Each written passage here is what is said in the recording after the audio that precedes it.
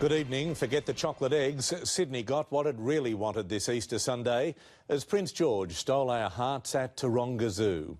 Pictures of the young royal meeting one of our most photogenic native animals on a perfect autumn day were beamed around the world, providing our city with publicity that money can't buy. Royal baby meets royal bilby. Prince George and the marsupial that now bears his name. Hard to tell who was more excited. A fascinated little boy, his eyes glued on the furry little mammal.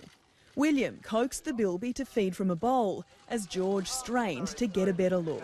It was a perfect royal family moment on a perfect autumn day. A little squawk from the prince, wanting another peek up close. And by George, he almost got it. Almost. And who wants a toy when you've seen the real thing up close? He does love it, honestly.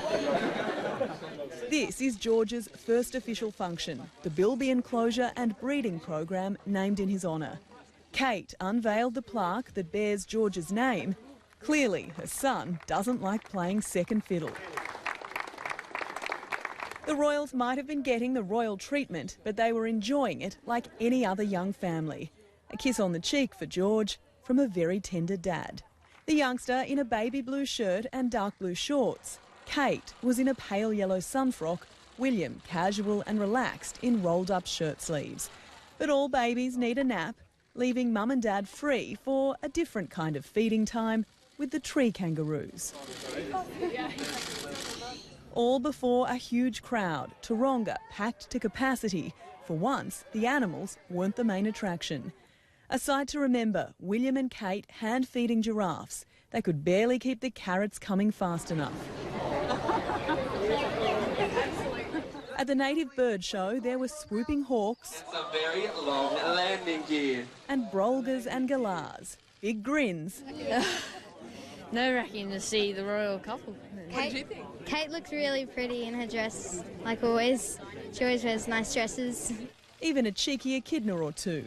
They were quite interested in the echidnas. I know their range and distribution. I mean, they just seem quite interested and more fascinated by the creature. And no visit to Australia is complete without this. This is the moment everyone's been waiting for. Check this guy. The Duchess even taking a sniff. As far as the royal couple's Aussie charm offensive goes, this is the picture-perfect publicity opportunity. But no matter how cute Kate looks stroking that koala, the Duke and Duchess know today they've already been upstaged. After all, a baby prince is hard to beat. It was a religious start to Easter Sunday for the royal couple. Strolling past crowds gathered at St Andrew's Cathedral, Kate in a dove grey Alexander McQueen coat and Jane Taylor hat. Attending an Anglican service, the church William will one day lead. Afterwards, a nod to Australia's historic links with Britain, the Bible and prayer book used by the First Fleet. Already signed by several members of the royal family, including the Queen, the Duke and Duchess of Cambridge added their names to the list. Then the crowds who'd been waiting got what they came for.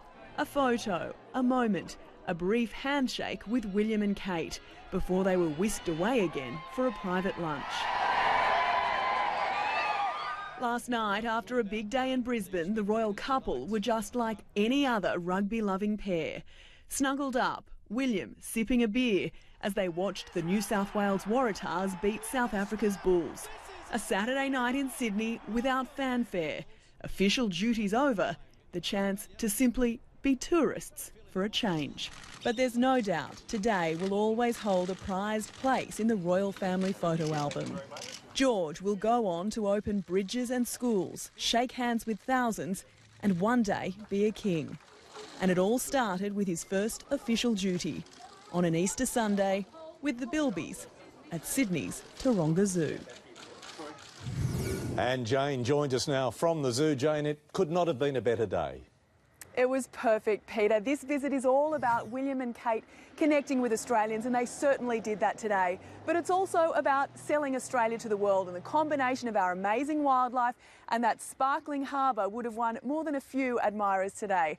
But of course, everything and everyone was upstaged by Prince George, and he was at Sydney Airport this afternoon with his parents boarding the plane, clearly a frequent flyer already, bound for their next destination, Canberra. It is, of course, Kate and George's first visit to Sydney, but judging by the reception, Pete, they'll be welcome back anytime.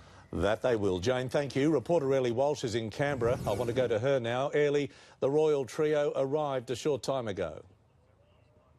They did indeed, Peter, flying into Fairburn RAF base, looking relaxed after spending that afternoon in Sydney's sun at Taronga Zoo. Kate had a quick change into a blue frock, and Prince George was still in his baby blues from earlier today. They made their way here to Government House, where they were met by a few dozen people. Tonight, though, they will spend the evening cosied up inside Government House. Tomorrow they have the day off, no public engagements for the royal couple. Perhaps they will stroll around the grounds here at Yalumna and perhaps spy a kangaroo or two.